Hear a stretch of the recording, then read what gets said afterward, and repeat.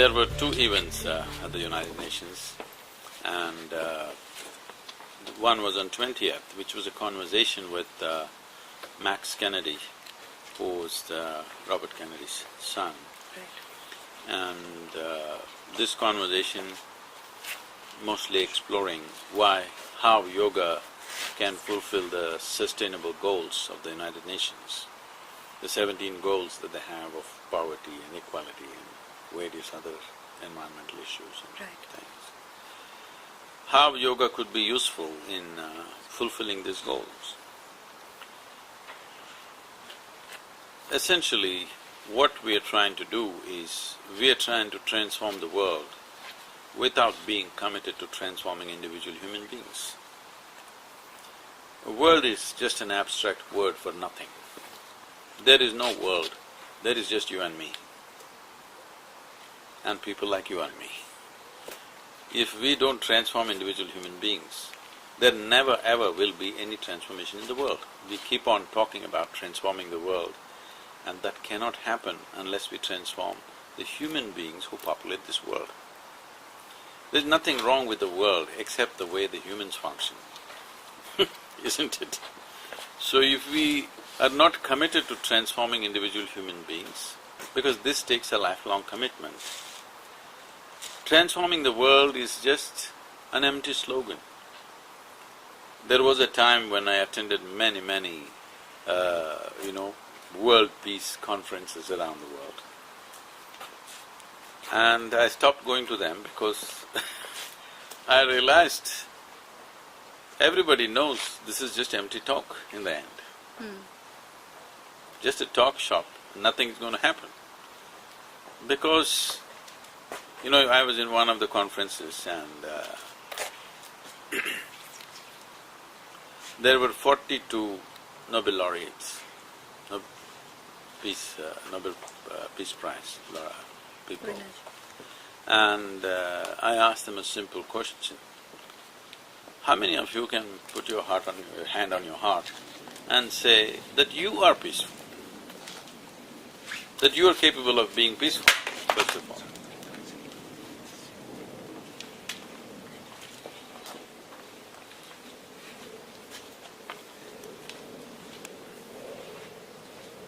And they were sincere enough to admit that they're not capable of being peaceful.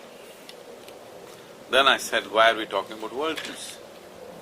If you cannot manage your own mind to be peaceful, how are you going to create a world peace? Because what you see as world is just a larger manifestation of what's happening in your mind. If you don't know how to keep this peaceful, no way you're going to make the world peaceful, never it's going to happen. So the commitment to create human beings the way you want is a long-term, lifelong commitment. But people want to be done with world peace by shouting a slogan on the World Peace Day. There's one day for that.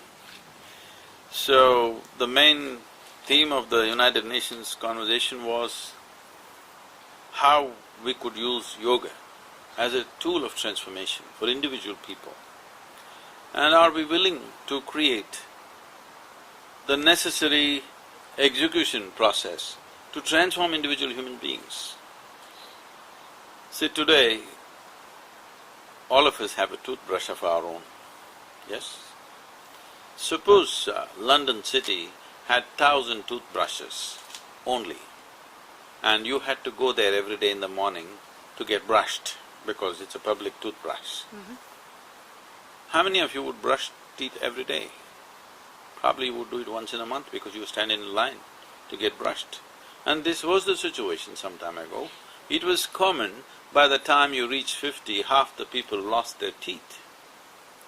But today, oral hygiene is managed because the tools for keeping your teeth clean are in your hands. This needs to happen to the world. Tools for self-transformation should not be in the hands of a guru or an organization or some other authority. It must be in the hands of every individual human being. We must make sure every child before he is 8, 10 years of age, he or she is before 10 years of age, they must know something about how to transform their interiority. It's a tragedy in the world that people are 50, 60 years of age, they still don't know how to manage their thought and emotion. Two basic faculties of being human. 60 years you lived here and you don't know how to manage your thought and emotion, this means you know nothing about your existence, all right? And you're expecting these people to create a peaceful world. Such things won't happen. We will just go on talking about it, spending money on it, nothing will happen. If we are committed to bring this, we have to make sure by the time children reach 10 years of age, they have some tools of self-transformation. As everybody knows how to use a toothbrush, they must know how to use something, a subjective tool, to bring peace and well-being for themselves. If you create peaceful human beings, there'll be a peaceful world. If you create healthy human beings, there'll be a healthy world. If you create sensible human beings, there'll be a sensible world. But you want to create a sensible world without creating sensible human beings?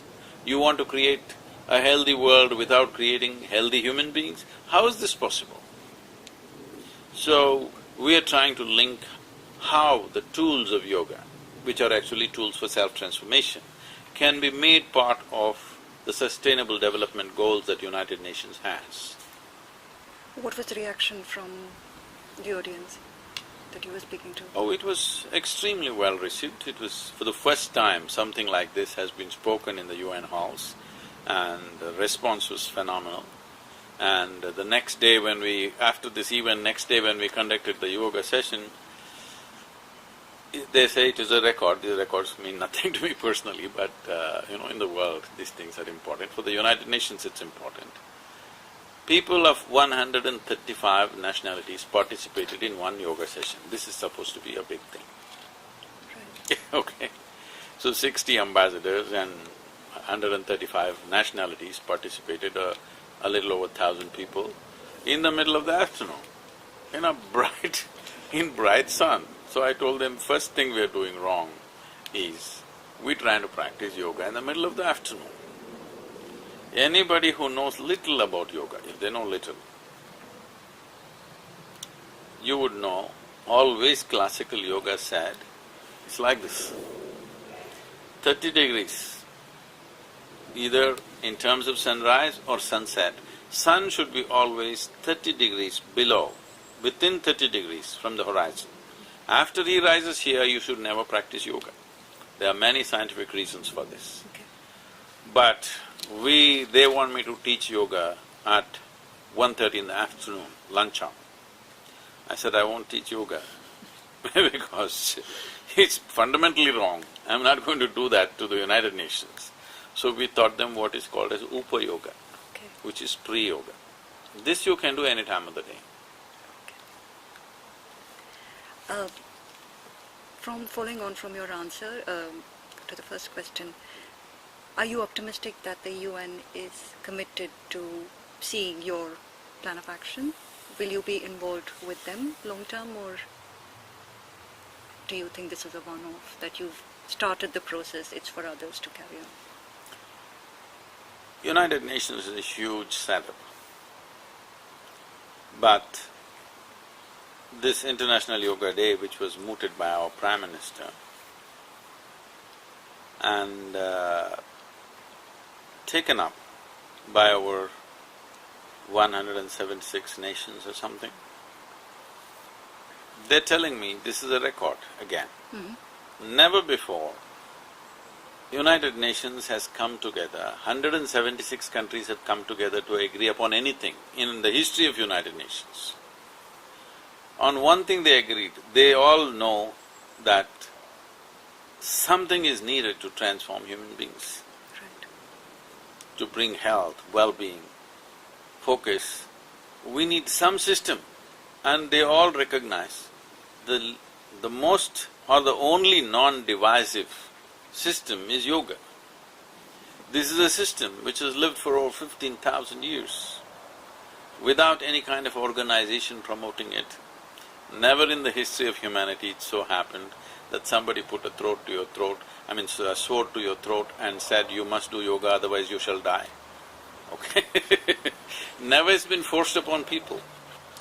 But even today, after 15,000 years, the longest living phenomena, today over 2 billion people are practicing some form of yoga.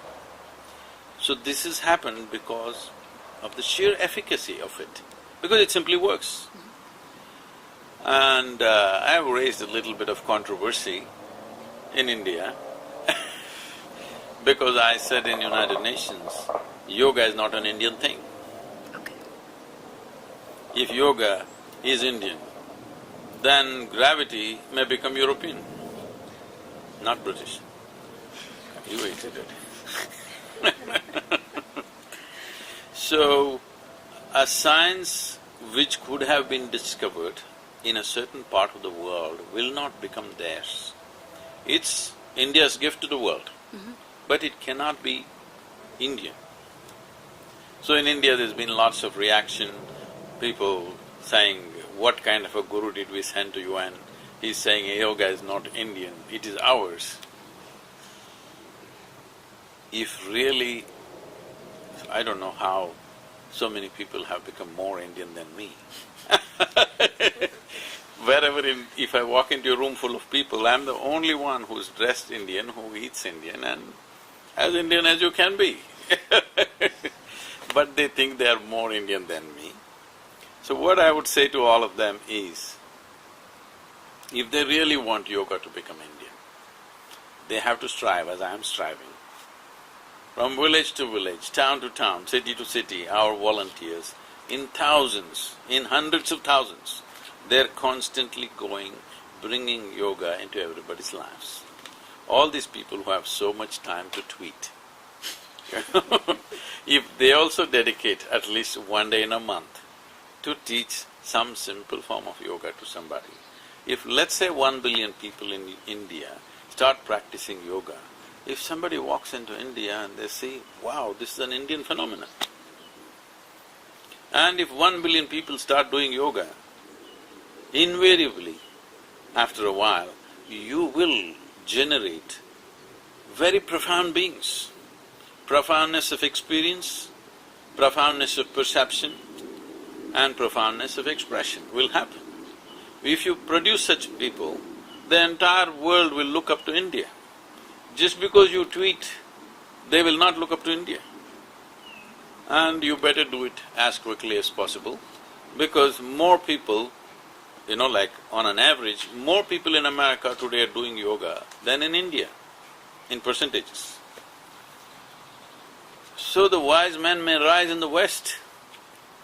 Before that happens, you better generate some, so that world will look up to you, otherwise why will they look up to you? If you don't offer solutions, nobody will look up to you, isn't it? Just because you claim, nobody is going to look up to you. If you offer solutions, if you offer something that others could not see, then people will look up to you. So, all the Twitter birds have been heaping abuse on me, but that's good. Because those who don't do yoga, those who have not brought yoga into their life. When I say yoga, I'm not talking about twisting, turning your body. Yoga means in some way you managed to erase the rigid boundaries of your individuality and experience some sense of union with life around you. If you don't do this, you have not fulfilled your human purpose. To eat, sleep, reproduce and die, you could come as an earthworm and done it, and you would have done it in a more eco-friendly way. To eat, sleep, reproduce and die with just ripping the planet apart. So, to do those things, such a complex phenomenon of being human is not needed.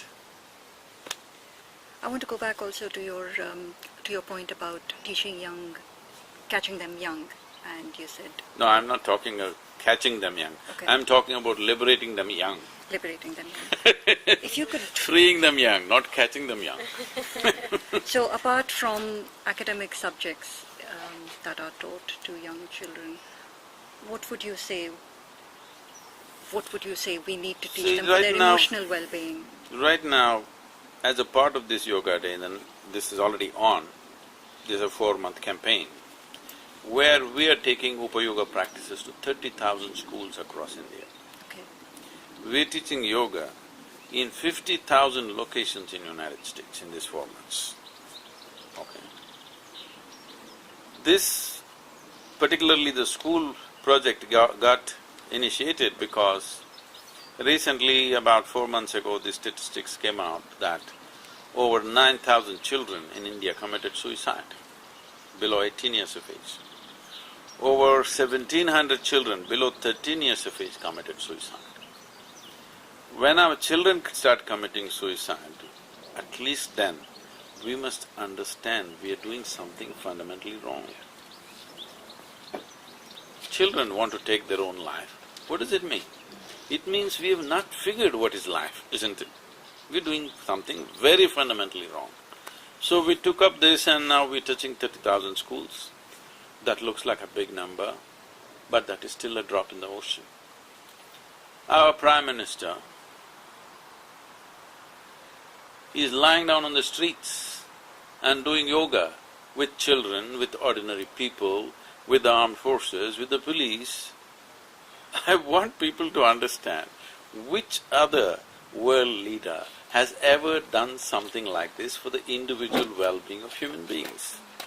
We don't seem to understand this. We think by tweeting it will happen. He's lying down on the street and doing it, literally on the road.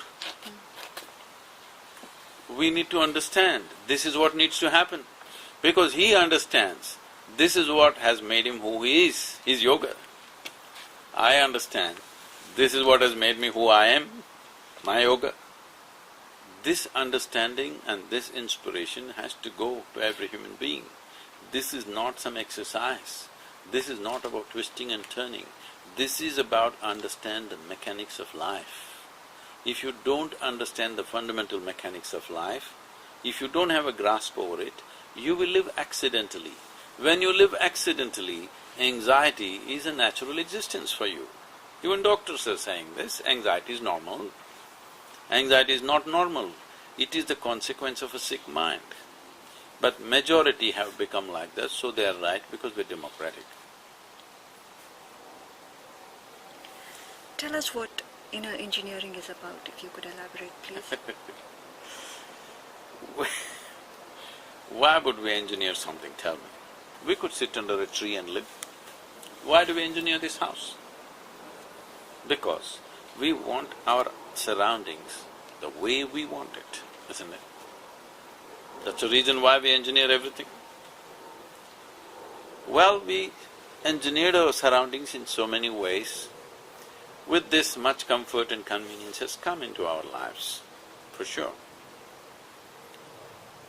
But is it not important? What is within you happens the way you want it. If you engineer your interiority, that's inner engineering. So, the mechanics of how your interiority is and how you can engineer it to create what you want within yourself.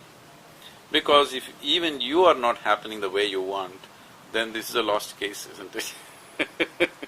Other people will never happen your way. Nobody ever will. You will never find one person in this entire world who will happen 100% the way you want them. Or are you still such a hopeless romantic? You're still hoping one day somebody will come who will be 100% your way? Believe me, I've lived here long enough. Nobody will happen 100% your way. Right now, we are giving all kinds of names to these things. We call it stress, we call it anxiety, we call it madness, we call it misery. No. Fundamentally, you do not know how to manage your own intelligence. You do not know how to manage your thought. You do not know how to manage your emotion. You do not know how to manage your chemistry. You do not know how to manage this fundamental mechanism called a human being. Because you have been given the most sophisticated machine on this planet. Do you agree with me? This is the highest technology. But have you read the user's manual? Inner engineering is the user's manual for the human mechanism. Do you believe leaders are born or nurtured? Tyrants are born, leaders happen. according to the requirement of the situation. Because what kind of situation we are in, that is the kind of leader we need. Set idea of leaders have always produced tyrants. A leader means he must do this, this. There's no such thing. Depends on the situation in which we are. A leader means somebody who perceives the situation and is able to envision a better situation tomorrow and able to inspire everybody to walk the distance which they would not have done by themselves. So, this cannot be born. This is something that is nurtured either within or by outside, but it is something that you do within yourself. You have to cook it within you. I would not advise anybody to want to become a leader. Why is that? If you do something well, people will gather behind you and they will say you're a leader. That's a good thing. I claim I'm a leader. I think this is very ugly. This is obscene, if you ask me. Because when I claim I am a leader or I want to be a leader, what I am saying is I want to be on top of you in some way. But when you say, you are a leader for me, it means that you see something that you don't have. You see a possibility with me that you cannot do by yourself. That is a good thing.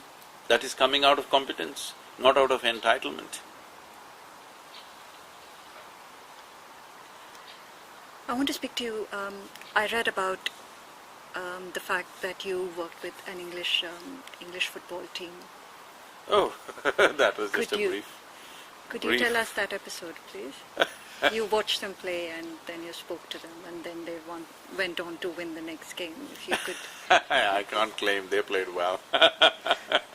What was that experience like? Who did you watch? I don't think it was a very official engagement like that. It was just because the physio of the team was involved with us and he thought we could make a difference, and some of the players and others went through the programs and they did perform a little better. And… Were they receptive to your ideas? Was there any… I have no ideas, to what you had to say? That's the worst thing and best thing about me, is I don't have any idea about anything. Because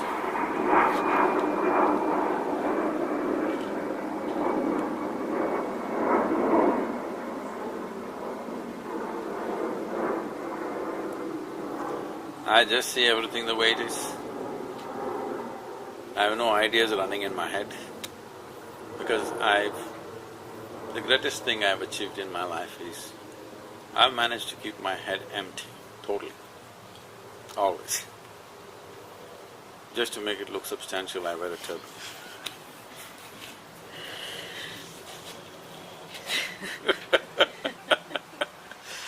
Because all you need to do is with your mind. Patanjali describes yoga like this. The definition of yoga that Patanjali gives is chitta vritti nirodha. That means all the modifications of the mind have settled. Because mind is like a mirror. See, you think you're seeing things out here. This is not true. Light is reflecting, going through your lenses, inverted image in the retina. It is on the firmament of your mind that you're seeing everything. You're not seeing me here. You're seeing me in your mind, isn't it? You've seen the entire world this way. If you have a mirror, it is important that you have a flat mirror. If you have a little wonky mirror, you will see all kinds of things which are not true. And it's also important that your mirror has no memory. If your mirror had memory, you wouldn't be able to see it. It would be a useless thing. Suppose, let's say, everybody who's your house mirror, everybody who's passed through this mirror or reflections, 10% of memory it retained. Would it be of any use to you today? Because it has… when you stand in front of the mirror, it shows you exactly how you are. The moment you're gone, you're totally gone from the mirror. Because of this, it's a useful mirror. This is the way to keep your mind. Only then this is a truly useful mind, because it simply shows you everything the way it is. If you see everything the way it is, you will naturally know how to navigate through life. You don't see things the way they are, then you have great ideas, I don't know what you will do with it. Especially for a footballer, he has to simply see it the way it is. Because it's a game that you're playing on your feet and using your feet to kick the ball, and everybody else is trying to do everything possible so that you don't kick it where you should. So, it is not a thinking time, it is a time to simply see. Some who see clearly, they're champions, others kicking the ball around.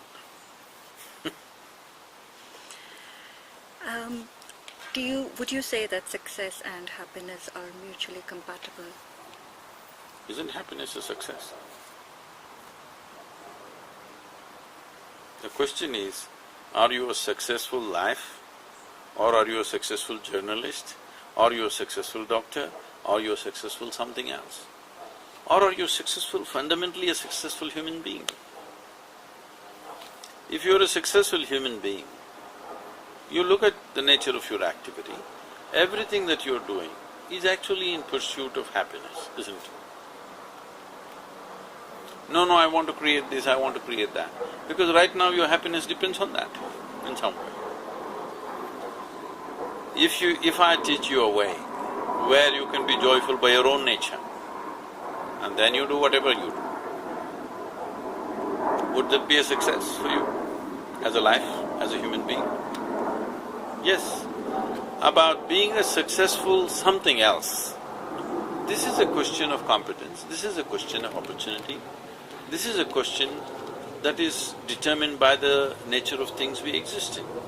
Suppose you're a doctor and nobody is sick in the world, how will you be a successful doctor? If I am successful, your doctoring will be useless, because if everybody gets healthy by themselves, then how will you be a successful doctor? But you can still be a successful human being, isn't it?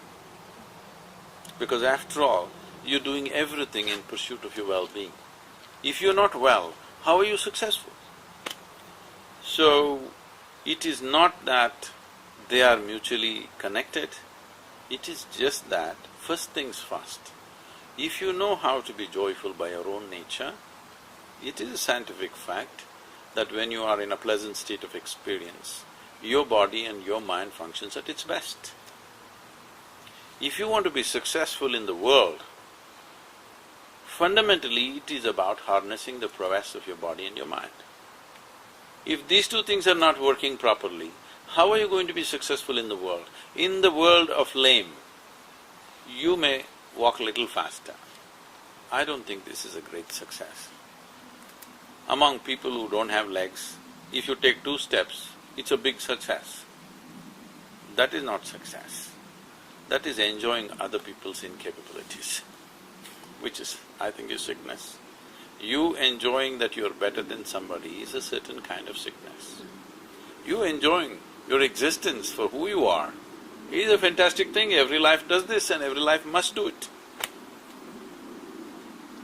That remains the ultimate pursuit, isn't it? It is not the ultimate pursuit. Being joyful is not the ultimate pursuit. What is? It's a most fundamental requirement. If you want to live a sensible life, at least you must be peaceful and joyful, isn't it?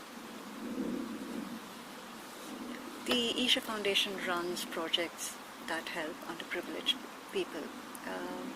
Do you find it that it's difficult to persuade people to give their time or money for good causes, or does it come naturally to them, you would say?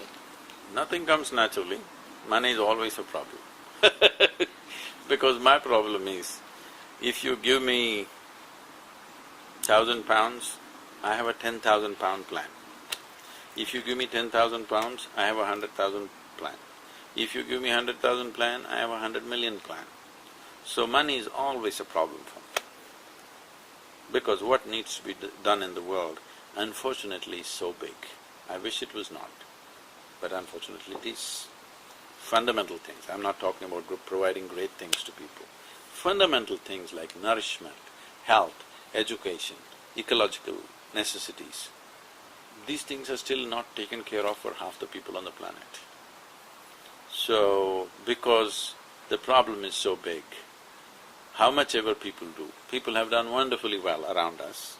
They've contributed immensely, both in terms of money, time, energies, their lives. They put their entire lives. All our lives are 7 days a week. There is no, thank God it's Friday for us. Friday means it gets super busy, okay?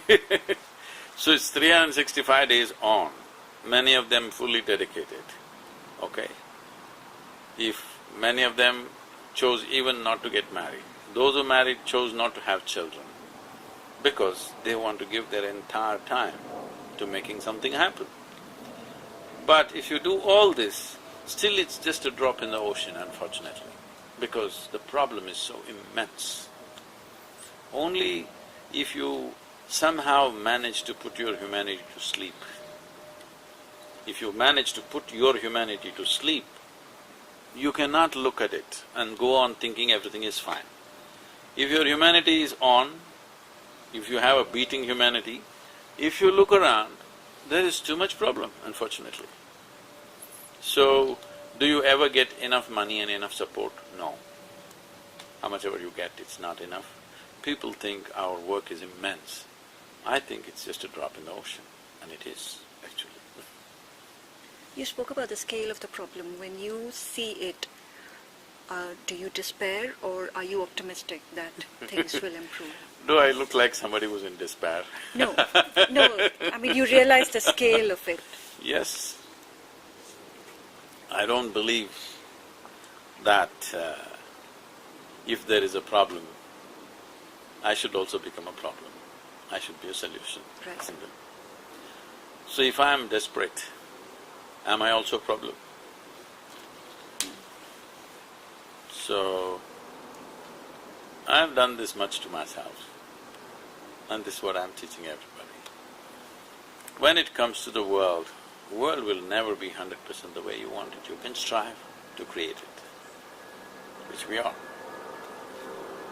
But at least you can create one human being the way you want, that is this one. So, my ability to be who I am is not dependent upon how well our work is going or not going. I'm made like this.